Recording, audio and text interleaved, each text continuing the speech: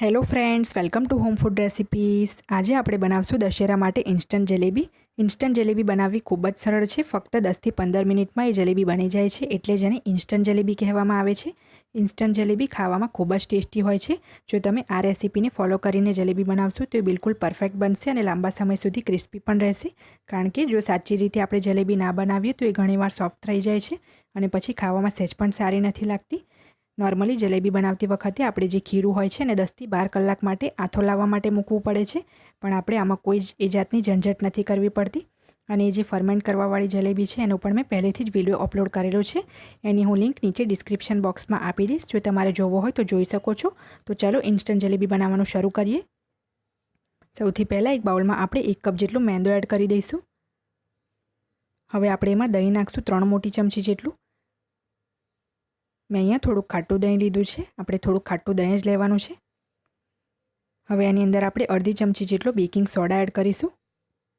ઘણા લોકોને baking soda અને બેકિંગ પાવડર વચ્ચેનો ફરક ખબર નથી હોતો.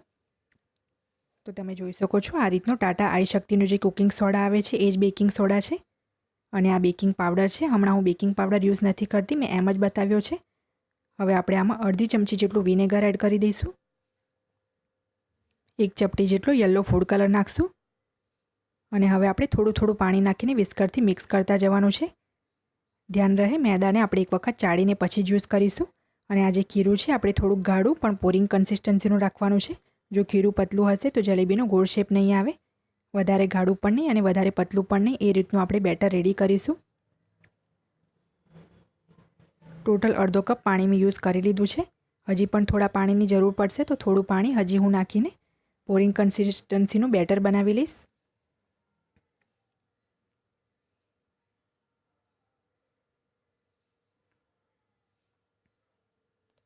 અડધા કપથી ઉપર 1 મોટી ચમચી જેટલું પાણી યુઝ થયું છે, પણ પાણીનું જે મેઝરમેન્ટ છે આગું પાછું થઈ શકે છે. કારણ કે જે દહીં તમે યુઝ કર્યું હોય એ પતલું હોય ગાઢું હોય એના પર પાણી ડિપેન્ડ કરે છે. તો તમે જોઈ શકો છો કે ખીરું આ રીતે એક જ ધારમાં પડવું જોઈએ, તૂટવું ના જોઈએ. હું તમને ચમચીથી પણ બતાવું છું. તો તમે જોઈ શકો છો એક જ ધારમાં આ રીતનું ખીરું પડવું જોઈએ અને આમાં કોઈ જાતના લમ્સ પણ ના હોવા જોઈએ બેટરમાં. તો હવે આપણે આને એક કેચઅપની બોટલમાં ભરી લઈશું. આ રીતની કેચઅપની બોટલ તમને માર્કેટમાં ઇઝીલી મળી જશે. તો હવે જલેબી માટે આપણે ચાસણી બનાવી લઈશું. તો આ પેનમાં 1 કપ જેટલી મેં ખાંડ અને 1 કપ જેટલું પાણી એડ કરી દઉં છું. અને આ ખાંડને આપણે સૌથી પહેલાં મીડિયમ ફ્લેમ ઉપર ઓગળવા દેવાની છે.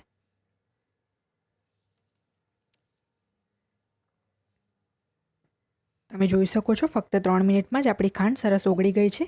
અને ખાંડ સારી રીતે ઓગળી જાય પછી આપણે આની અંદર અડધી ચમચી જેટલો લીંબુનો રસ નાખી દઈશું. લીંબુનો રસ નાખવાથી આપણી જે ચાસણી છે એ જામશે નહીં, ખાંડ ક્રિસ્ટલાઇઝ નહીં થાય.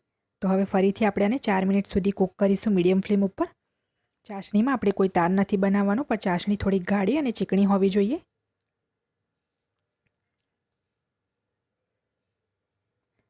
ચાર મિનિટ પછી તમે જોઈ શકો છો કે ચાસણીમાં કોઈ તાર નથી બનતો, પણ ચાસણી એક તાર બનવાના નજીક આવી ગઈ છે. તો આ સ્ટેજ ઉપર આપણે ગેસ બંધ કરીને આ પેનને સાઈડ પર મૂકી દઈશું. જલેબી બનાવવા માટે મેં એક ફ્લેટ પેનમાં તેલ ગરમ કરવા મૂકી દીધું છે. જ્યારે તેલ સહેજ જ ગરમ હોય ત્યારે આપણે એમાં જલેબી બનાવવાનું શરૂ કરીશું. જો તેલ એકદમ વધારે ગરમ હશે તો જલેબી તરત જ એનો શેપ છોડી દેશે અને વાંકી ચૂકી થઈને ઉપર આવી જશે. એનો ગોળ શેપ નહીં આવે. તો તેલ થોડુંક જ ગરમ હોવું જોઈએ, એ વાતનું ધ્યાન રાખવાનું છે. તમે જોઈ શકો છો કેટલી સરસ ગોળ જલેબી બને છે. જો બેટરની કન્સિસ્ટન્સી પરફેક્ટ હશે તો જલેબી ગોળ જ બનશે.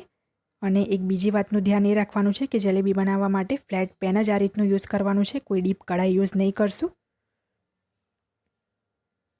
તો ટોટલ 6 જલેબી મેં આ પેનમાં બનાવી લીધી છે. બધી જ જલેબીને આપણે થોડીક વખત માટે ક્રિસ્પી થવા દઈશું. જ્યારે એક તરફથી ક્રિસ્પી થઈ જાય ત્યારે આપણે એને ચીપિયાથી પકડીને બીજી બાજુ ફેરવી લઈશું. અત્યારે હજી આ ક્રિસ્પી થઈ નથી.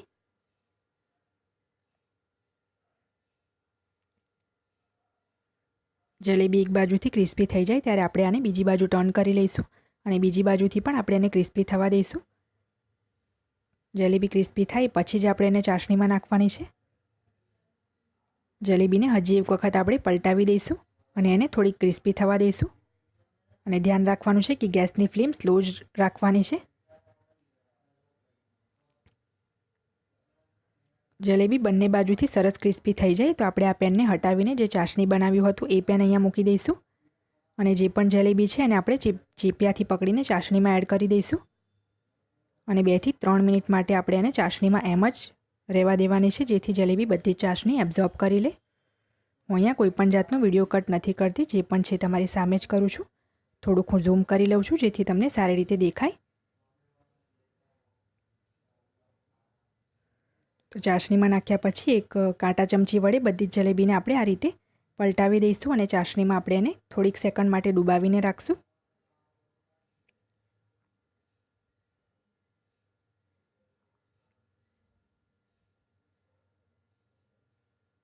બધી જ જલેબી મેં ફેરવી લીધી છે.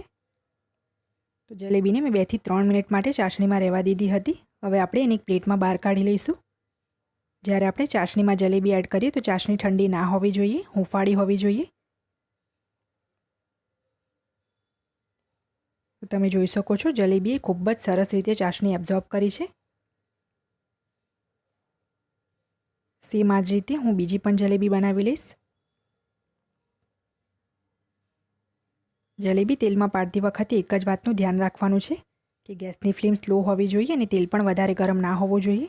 તો સેમ આ જ રીતે બંને તરફથી જલેબી ક્રિસ્પી થઈ જાય તો એને પણ હું ચાસણીમાં નાખીને રેડી કરી લઈશ. ફ્રેન્ડ્સ, બધી જ જલેબી મેં રેડી કરી લીધી છે અને હું એને પિસ્તાની કતરણથી ગાર્નિશ કરી લઈશ, જેથી એ લુકમાં પણ સારી લાગે. તમે પ્લીઝ ચોક્કસથી આ રેસીપી ટ્રાય કરજો. ખૂબ જ ક્રિસ્પી બનશે જલેબી અને ચાસણી પણ સરસ રીતે એબ્ઝોર્બ કરશે. આપણી ઇન્સ્ટન્ટ જલેબી બનીને તૈયાર છે. તમે આ જલેબીને વાર ત્યોહારે બનાવીને ખાઈ શકો છો કે એમને પણ જ્યારે પણ અચાનક જલેબી ખાવાનું મન થાય તો તમે તરત જ એને બનાવીને ખાઈ શકો છો. જો તમને મારી આ રેસીપી પસંદ આવે તો મારી ચેનલને લાઇક, શેર અને સબસ્ક્રાઇબ કરવાનું ના ભૂલશો. સબસ્ક્રાઇબ બટનની બાજુમાં જે બેલ આઇકન છે એને પણ ક્લિક કરો, જેથી તમને મારા દરેક નવા વિડીયોની નોટિફિકેશન મળતી રહે. જો તમારે મારો આ જ વિડીયો હિન્દીમાં જોવો હોય તો એની પણ મેં લિંક નીચે ડિસ્ક્રિપ્શન બોક્સમાં આપી દીધી છે. તો મળીએ નેક્સ્ટ વિડીયોમાં. ત્યાં સુધી આવજો.